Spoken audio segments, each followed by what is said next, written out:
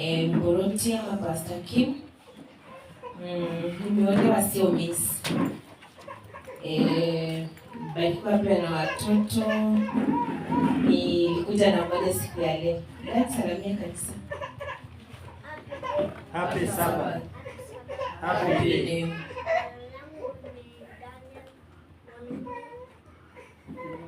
Asante.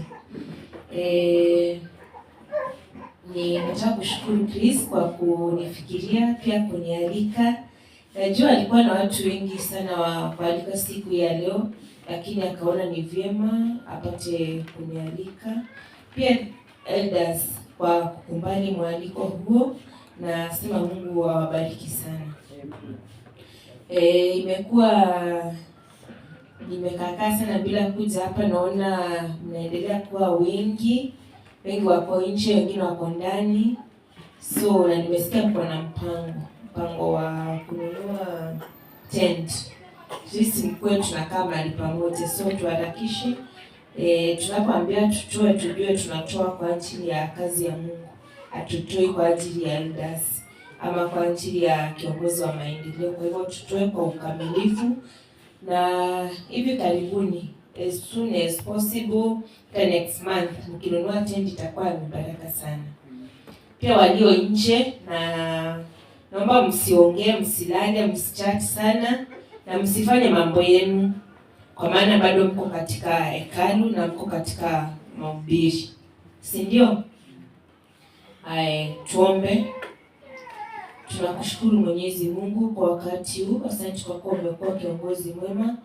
Nenda ukapate kuwa pamoja nasi ninaponena na watoto wako. Mungu mwema, tunaomba ushuke ili ukapate kuongea chochote nitakachoongea. Mungu mwema, kwa manufaa pale kunisaidia mimi na kusaidia wana wako. Ili tunapokusubiri mara ya pili, Kristo mwema, tuwe tayari na tukue ambao tuna matarajio na upya ndani yako, Kristo mwema. Nenda kwa pamoja na sisi ukapate kutuongoza, tuondolee mitego yote ule mwovu shetani aleta wakati kama huu wa kuongea, kutumia simu zetu, pia wa kulala, ili tukapate kusikia kutoka kwako.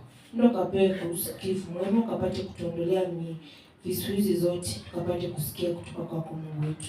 Kupitia kwa jina la Yesu Kristo tunaomba na kuamini. Amina. Imekuwa wiki njema ya kufanya katika wiki ya maombi ya vijana. Ni wangapi walibarikiwa kuhudhuria? Ni wangapi walikuja katika wiki ya vijana walio nje? Hakuna. So tulikuwa watatu tu. Imekuwa ikiongelelea a community what? Transformed, ama vijiji ama mahali ambapo tunapokaa ambapo kumebadilika ama kumebadilishwa. Akuja ni jinsi ambavyo sisi kama vijana ama watu wote tutakuwa empowered na kwenda kuhubiri injili kwa watu wengine. Tutaongelea zaidi saa 8. Ni wangapi wana plan kwa saa 8? Sisi hatukuja katika wiki ya vijana. Ni wangapi wamepanga kwa saa 8? Happy Sabbath. Ni wangapi wamepanga kwa saa 8? Mtakuwa? Sawa. So kichwa ya sermon ya siku ya leo inasema unshakable faith in a changing world. Unshakable faith in a changing world.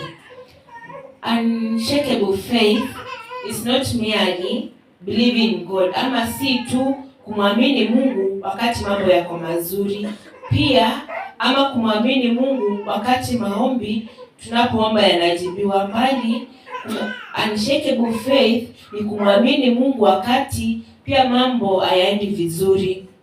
Pia kuna nini nyingine ya kudefine unshakable faith, ni kumwamini Mungu wakati hatuoni pia matokeo yake. Pia ni kumwamini Mungu katika dunia hii ambayo inayobadilika kila wakati. Kuwa na imani ambayo isiyotingisika ni kumwamini Mungu, ni kuwa na imani ambayo unajua hata mambo iende haji, hata maombi yangu yasipojibiwa, hata dunia ibadilike, hata hata mimi nife bado nitaendelea kumwamini Mungu. Tunaona ya kwamba dunia siku hizi za leo mambo inaendelea kubadilika kila siku. Unapokuwa na hii imani ambayo ibadilika ama itikisiki, hata dunia iende haje, hata mambo ikuwe haje, hautamwacha kumwamini Mungu, ama utatoa imani yako katika kumwaminia Mungu. Tumeiona kukiwa na upepo, ukaona mti kukuwa na upepo, mti umetikizwa na upepo, saa zingine matawi yanataka kung'oka, lakini ule mti utaendelea kusimama tu, kwa maana kuna mizizi ambayo huko chini ambayo inayoshikilia huyo mti usianguke. Hiyo ndiyo imani ambayo tunapaswa kuwa nayo wakati huu, haswa wakati ambapo vitu zinaenda venye hatukuwa tumetarajia. Sisi kama vijana katika dunia hii ya leo, unaona ya kwamba mambo yamebadilika, mitindo, kuvaa, kukula, na sisi kama vijana haswa tunakuwa affected. Naposema vijana, ausemi vijana ni kama vile tumesikia wimbo wa vijana wakasimama. Sisi kama ambao tuko katika kanisa, unapata imani ambayo tuko nayo wakati kama huu, mambo inapobadilika, dunia inapotaka tukae vingine, ni imani gani ambayo unaweza simama nayo? Wakati ambapo kuvaa, kukula, yaani kila kitu inaenda opposite of chenye tunaambiwa kanisani, ni imani gani ama tutakuwa vipi? Ama sisi kama vijana utakuwa upande gani ambapo utasimama haje? A faith where we face challenges kama vijana everywhere, kwa shule, kwa mitandao na pia hata kanisani, ambapo tunaona vitu zinabadilika tu kuchao. Which faith ama which kind of faith are we required to have as time as this, ama wakati kama huu? Tutaangalia watu watatu kutoka kwa Biblia ambao tuone katika walikuwa na imani gani wakati ambapo vitu zilibadilika kwao. Mmoja, tutaanza katika kitabu cha Danieli 1:1-3. Nani alikuwa anaitwa Danieli? Ama unaposoma huyu kijana ni nani ama Danieli ni nani? Danieli, vitu zilienda zikabadilika, ambavyo alikuwa ametarajia sivyo zilivyoenda. Danieli wanashikwa mateka, wanapelekwa nchi ya ugenini, ambapo wanaambiwa hata waabudu Mungu mwingine. Kuabudu Mungu mwingine, wanawekwa pia kukula chakula. Naomba msomaji anaweza kusomea katika kitabu cha Danieli 1:8. Danieli 1:8. Yes. Neno la Bwana nasema, lakini Danieli aliazimu moyoni mwake ya kuwa hatajitia unajisi kwa chakula cha mfalme wala kwa divai aliyokunywa. Basi akamuomba yule mkuu wa matowashi ampe ruhusa asijitie unajisi. Happy Sabbath.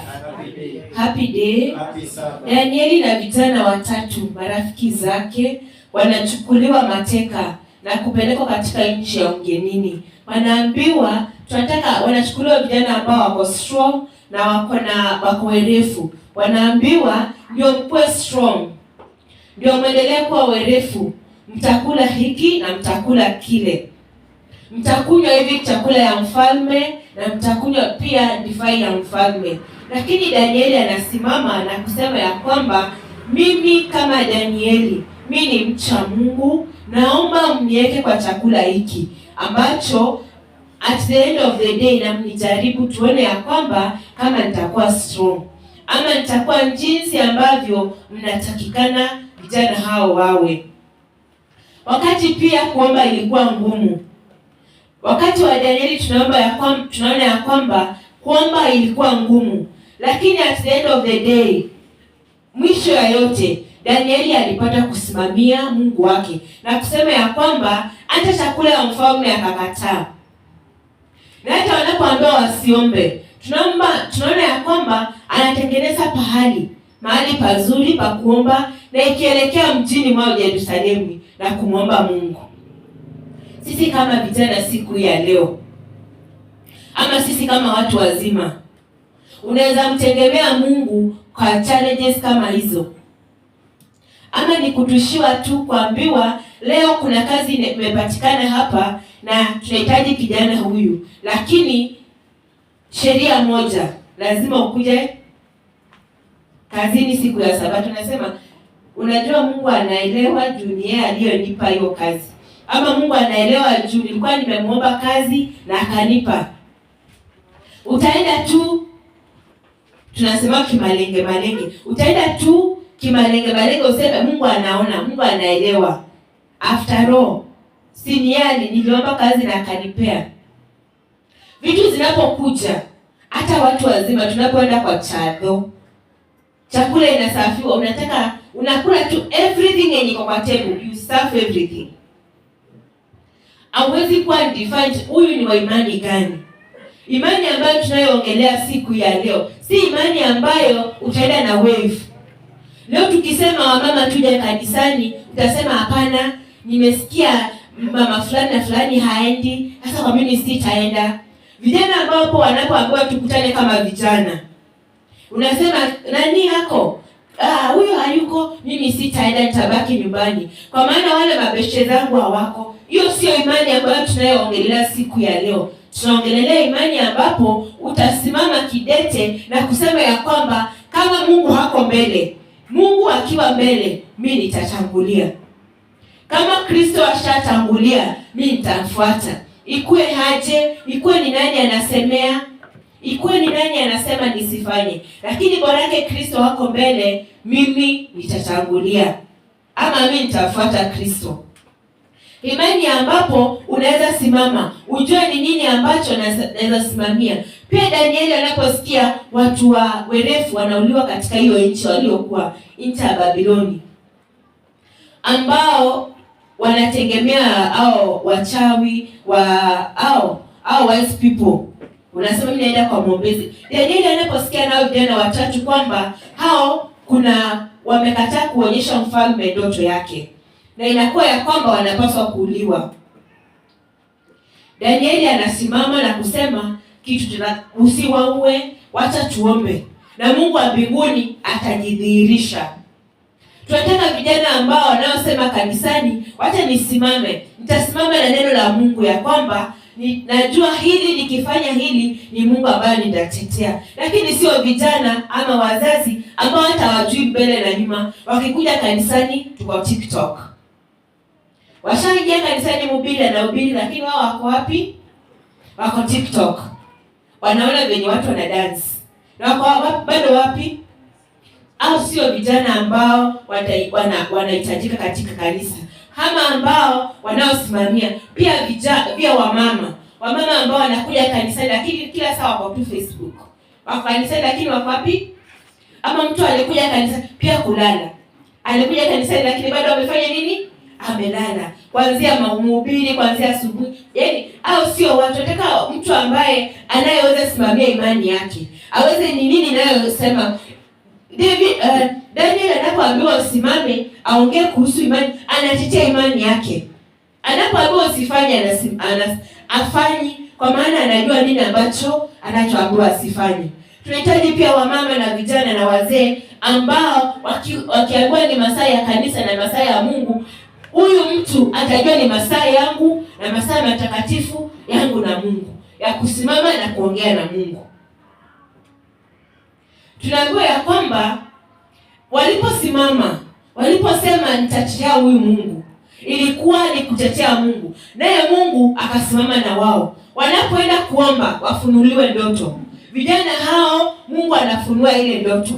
Wanapoambiwa msile chakula, wanaposema tu hatutakula chakula ya mfalme, na wanasema tuleteni chakula ambacho ni vegetables, ama chakula ambacho kiko na cereals, chakula ambacho hakina nyama, chakula ambacho hakina wine. Hicho anaposimama naye Mungu anawasimamia.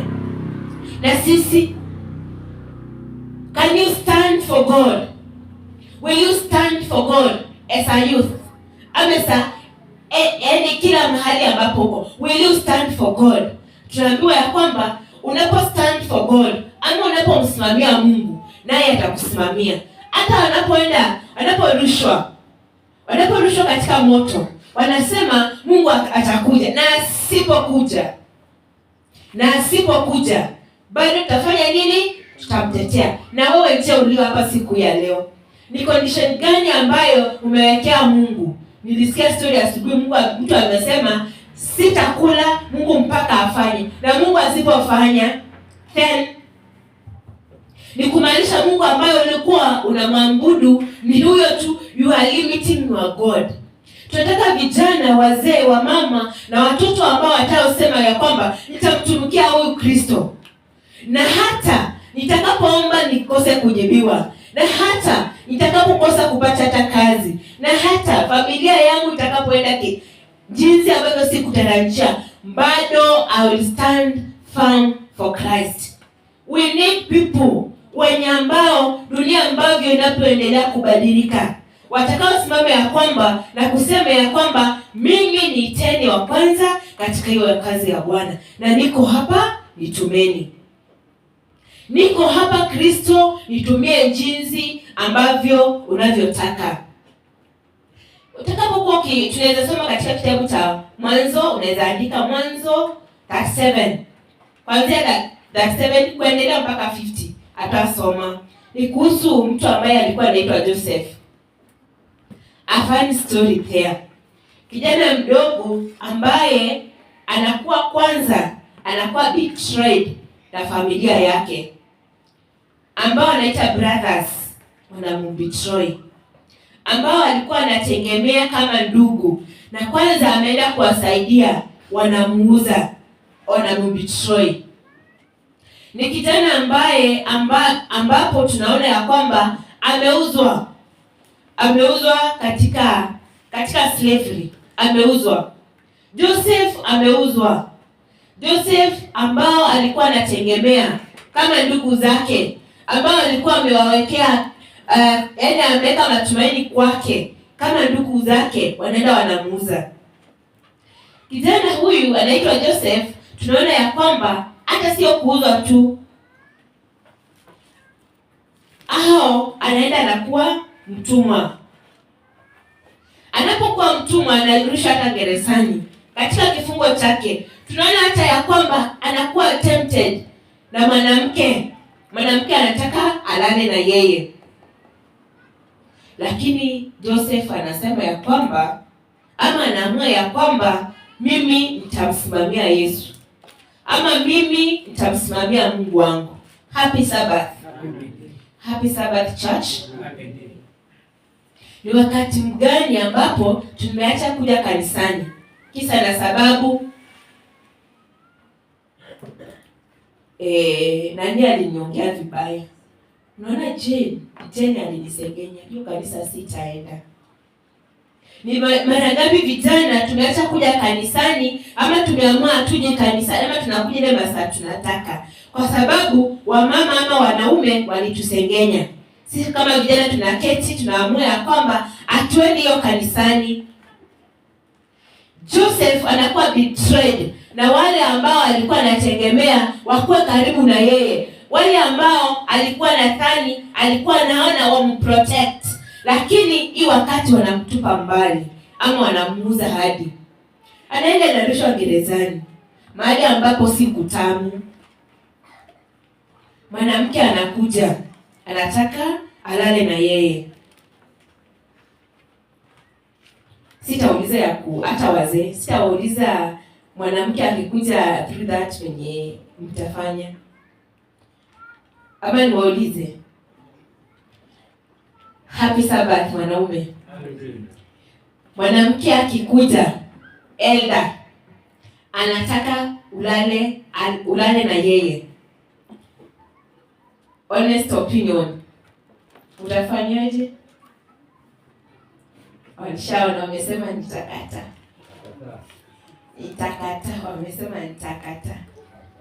Wamesema nitakata, na mimi nimekata, washakubali. Wamesema nitakata, na mimi nimekata, washakubali. Happy Sabbath. Happy Sabbath. Mko sure mtakata? Na tunaona mnaenda na skati hivi hivi, shingo karibu inakatika, mkoshua mtakataa. Kama macho inaenda na shingo mpaka ina nini, ile karibu inaanguka, karibu uko na shoulder whatever, mtakataa. Happy Sabbath Church. Huyu kijana anaamua ukweli, afadhali nimtumikia Mungu wangu. Tumekuwa na cases each and every day, mtoto sijui mama sijui nini imefanyika. Kwa church tutakataa, lakini kwa village will you refuse? Here we can say okay, by the kuna difference. We can refuse with our mouth. What about our actions? Chris, a certain lady anakuja kwako kuseduce. Will you stand?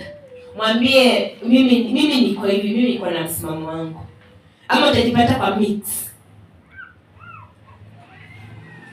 Tunataka imani ambayo hata dunia ikwe aje, hata vipondozi, hata mtu avae aje, utasema ukweli ya kwamba mimi namsimamia Kristo. Mimi nitasimama na msimamo wangu. Najua hii na hii na hii. Na ni kweli ya kwamba mimi namsimamia Yesu. Ni kweli ya kwamba mimi nasimamia Injili na chenye najua. Si wakati wa Joseph kulikuwa na vijana ama wasichana. Unajua tumeishi kuwa tukithania tunangoja wasichana. Hata siku hizi wasichana tunangoja wanaume wa propose. Siku hizi wasichana wanakuuliza ai kama urada. Kama urada. Safi. Will you stand? Umwambie rada iko hivi na hivi. Mimi namsimamia Yesu. I know. Hata umhubirie. Ama mahubiri itakuwa after the mess. Ama utakumbuka Mungu baada ya the mess. Tunahitaji vijana, wa mama na wazee ambao wanaojua ya kwamba hii mwili ambao niko nayo, hii ni hekalu. Na hekalu ya Bwana inapaswa kuwa safi. Hekalu ya Bwana haipaswi kuchezewa. Na hekalu ya Bwana inapaswa kutunzwa jinsi ilivyokuwa hekalu la zamani. Hata majaribu yakuwe vipi, hata ikuwe haje, katika prison, katika jela, katika hata kufungwa, ni kwamba atakutetea. Watu wengi tunaona ya kwamba majaribu yameenda. Unaona nimeteseka. Watoto wangu nimewasomesha, kazi ya wana. Bwana wangu kazi hana. Mimi mwenyewe kazi sina. Kuna maana gani niendelea kumtumikia huyu Yesu? Uliza Joseph. Uliza pia Daniel. Katika hali zote mbaya, walijua ya kwamba Mungu wangu hayuko limited na chenye nitapata. Lakini nitaendelea kuwa mwaminifu. Hata katika kuwa slave, I trust God. Hata katika prison, I will have faith with my God. We need vijana ambao watakao simama waseme tunataka kwenda kuhubiri. Sisi kama vijana, kazi yetu si TikTok, kazi yetu si Facebook, kazi yetu si WhatsApp. Kazi yetu pia si kuingia kanisani saa 5. Tunataka kuwa vijana kama Danieli ambao wataingia kanisani Sabbath school inapoanza. Watakuwa kanisani saa 11 kanisa inapofungwa. Si vijana ambao wako tu, ambao hawajui nini ambacho wanachotegemea. Ni kijana lakini tu utamwona hata kanisani wako na zile headphones. Ulikuja kanisani na umevaa tu hata wakati wa sermon. Pia wamama, pia wazee. Tunahitaji mtu anayejua ya kwamba niko katika hekalu la Bwana. Nahitaji kuwa na uhusiano mzuri na huyu Kristo. na muheshimu na heshimu hekalu lake. Atakao kufika kanisani na kujiweka katika hali ambayo Kristo inampendeza. Sometimes we feel that our God has left us. Yes. Tunasikia ya kwamba ni kama Mungu ametuacha. Tunajisi ya kwamba ni kama Mungu asikii maombi yetu. Lakini ni kweli ya kwamba Mungu yu pamoja nasi. Hata katika changamoto zetu, hata katika shida zetu, tunapomwamini atafungua njia, bring away, atafungua milango. Lakini tunapomtegemea. Tunaweza kuwa tumeongea kuhusu vijana peke yake, tukasahau pia katika Biblia kunao wamama ama wasichana katika ujana wao waliamua pia nitamsimamia nani? Nitamsimamia Kristo. Hebu tuende katika kitabu cha Esther. Hiyo tutasoma Esther 4 verse 14.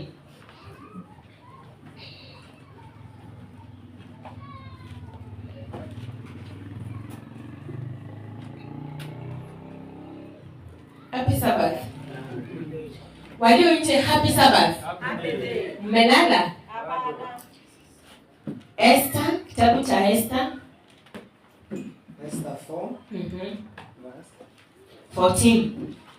Esther 4 fungu la 14, neno la Bwana anasema, kwa maana wewe ukinyamaza kabisa wakati huu, ndipo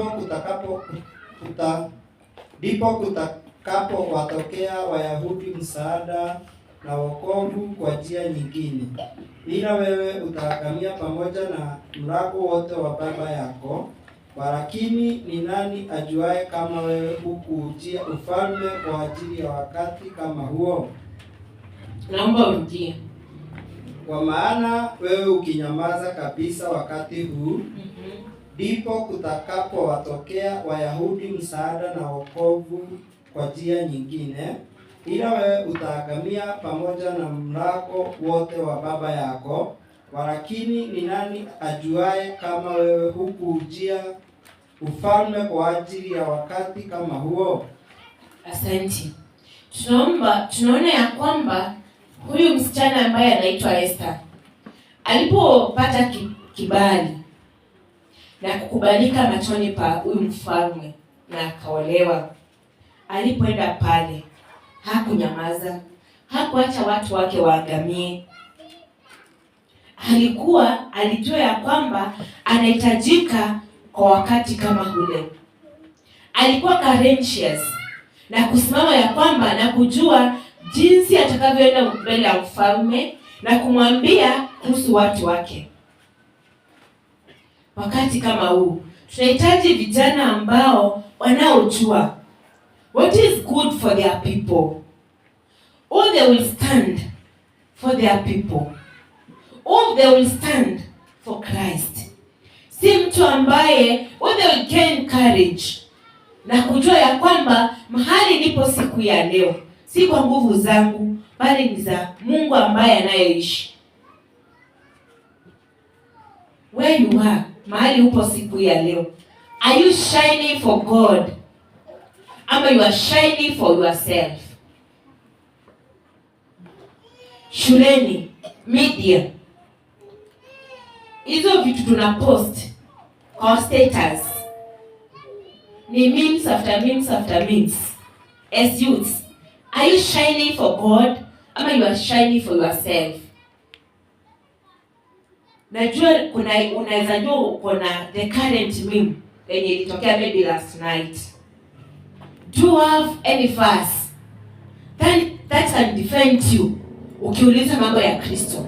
Do you have anything kama kijana ama kama wazee, kama mama, yenye unaweza simama nayo kutetea huyu Mungu?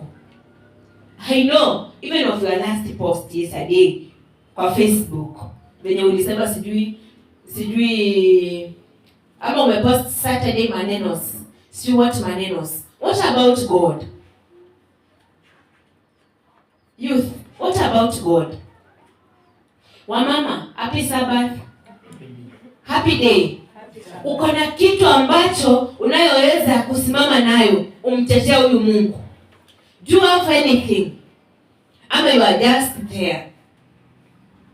Esther, mambo inapoenda mrama, Esther mambo inapoharibika, anajua ya kwamba hii chance niliyopata watu wangu hawataagamia, na anaposikia kuna plan ya kuua watu wa kabila yake, anasimama na kusema ya kwamba mimi nitasimamia, nitaenda na nitakuwa na courage na nitaenda watu wangu niwasimamie, kwa maana Mungu ndiye ameniweka katika kiti hiki kwa wakati kama huu. Unaweza simamia Mungu uko shuleni na ukiwa nje kwenye si Sabbath. Can you stand for God? How many you are just like any other person? Are you standing for God? Ama you are just like any other person? Vijana huwezi tambulika ukiweka vijana wote wa kanisa wote wa nje, hauwezi tambua ni mgani wa kanisa. Na wamama venye tunaongea, ukiweka vijana wamama wa kanisani, wamama huko nje, huwezi tambua ni mgani. Na wazee wengine wakipindua shingo wa kanisa, shingo zinabaki nyuma. Can you differentiate? Usikie huyu na mwanana kanisani, maongeo yako nje. What are you doing to differentiate yourself from others? Ama you are just equals? Tunahitaji imani ambayo tunayoweza simama tuseme, mimi namtetea Mungu, mimi namsimamia Mungu, mimi natangaza injili ya Yesu ambaye alionituma. We are called to shine for Christ. We need this courage of Esther to shine for Christ. Basi kama tunahitaji imani hii, unshakable faith in this changing world, what are we supposed to do? Tunapaswa kufanya aje? Tunahitaji imani ambayo ya Danieli tunaona akisimama na kusema ya kwamba mimi namsimamia Mungu. Joseph anasimama katika changamoto zake, anasema mimi namsimamia Mungu. Ni nini ambacho tunapaswa kufanya? We need to pray. We need to strengthen our faith in prayer. Tunaweza uliza siku ya mwisho kuomba, okay, tukumbuke kwa sababu venye tuliomba tulikuwa na shida. Nikikuuliza, Jennifer, uliomba mwisho lini? Nasema hata sasa hivi nimeomba. Kwa nini? Nikwambie nilikuwa na shida hii na ile. Can you pray even when, can you remember the last time you prayed na huko na shida? Just to thank God for everything, for the minutes, for the hours, for the good health. Tunahitaji kuwa ya kwamba tujue ya kwamba tusome neno la Mungu. Kama we need this good faith ama this unshakable faith, tunahitaji tujue ya kwamba kusoma neno la Mungu ni muhimu. Happy Sabbath vijana. Happy day. I'm tempted kusimamisha kijana mmoja nimuulize, maybe si sahi, lakini kama tuseme tukutane hapo nje, mimi sijui injili, nihubirie, uniambie ni nini ambacho ni convince nikuja katika kanisa hii yenu. Utajua, will you be able? Chris, nikipatana wewe hapo nje nikuulize, unaamini nini? Unaamini nini? Beni, unajua, do you know what you believe? Do you know, ukiamua niambie faith, nini ambacho unaamini? When you stand, ama utaanza tu kula vidole like another person. Wamama pia wanaume, ni swali ambayo inayo apply kwetu. Are you aware of what you believe? Because huwezi kuwa na imani na kitu ambacho hujui. Huwezi kuwa na imani na kitu ambacho hauko aware. Kama vijana we fall victims sometimes, some men at times, we don't know what we believe. We have no idea. We just follow our fathers and our mothers to church. Do you have any idea of what you believe? Ama ukiambiwa hii sio kweli, utasema sio kweli, wacha niende tu. Do you have any idea of what you believe? Then, lastly, we are supposed to trust God in every situation. Ama tumwamini Mungu katika hali zote, katika shida, katika mazuri. Tujue ya kwamba ni Mungu ambaye tunayemwamini, na ni Mungu ambaye ni mwaminifu, na ni yeye tunaambiwa chochote ambacho kiko katika hii dunia, pia mimi, wewe ni mali yake. Kwa hivyo unapaswa kumwamini na hicho chochote ambacho uko nacho.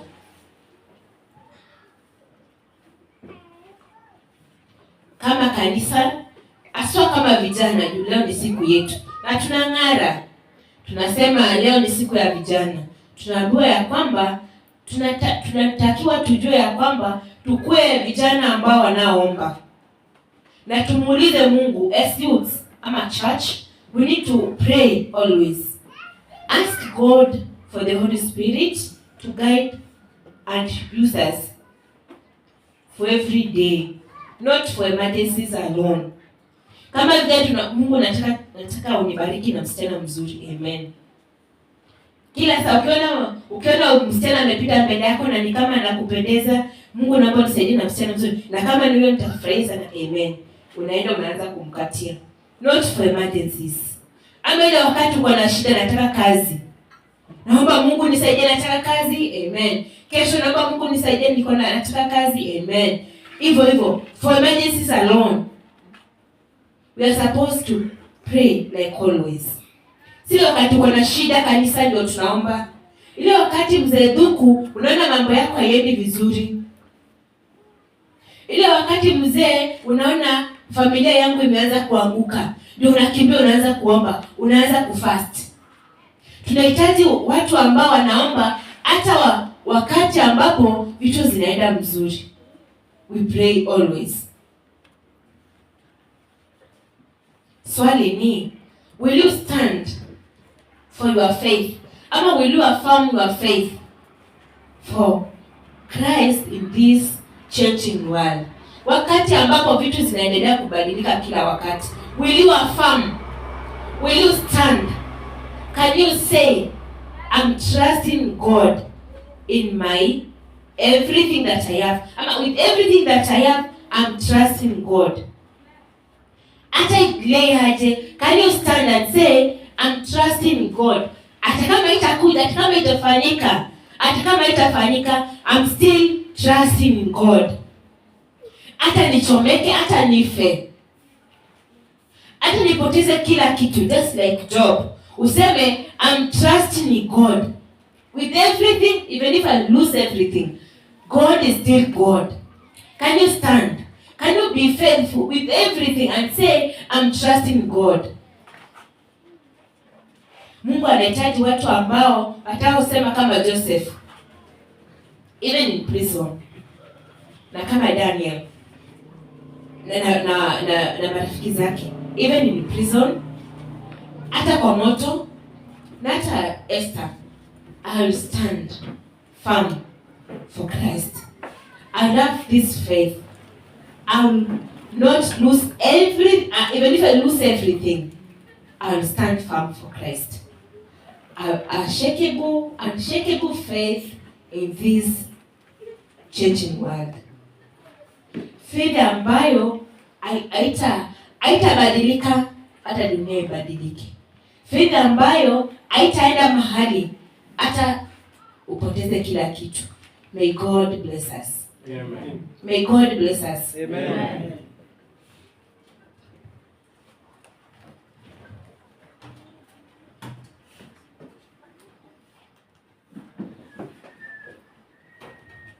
Happy Sabbath. Happy day. Kwa somo mzuri tutasemaje? Amen.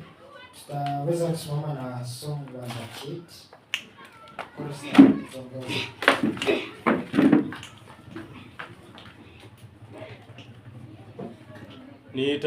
Tusimame wote tafadhali. Tupate wimbo nambari 138. Nitakuandama kote nitakapoagizwa.